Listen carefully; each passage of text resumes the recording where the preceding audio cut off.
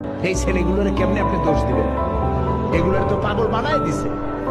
পাগল বানাইলো কারা? সেই মূল জায়গায় যেতে হবে, মূল জায়গায় যেতে হবে। পাগল বানাইলো কারা? সেই জন্য আমি আপনাদের বলি, সতর্ক হন এবং ওদেরকে বুঝান। যারা এই কাজটি করতেছে তাদেরকে বুঝান, মানুষ মারা কত বড় অপরাধ। একটা মানুষ মারার অপরাধ সারা পৃথিবীর সব মানুষ হত্যা করার অপরাধ।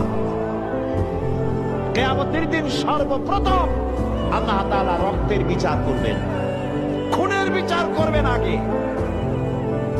যত খুন হয়েছে, খুনের পরামর্শ যারা দিয়েছে, সহযোগিতা যারা করেছে, বুদ্ধি যারা দিয়েছে, টাকা যারা দিয়েছে, এদের বিচার হবে সকলের আগে আল্লাহর কাছে।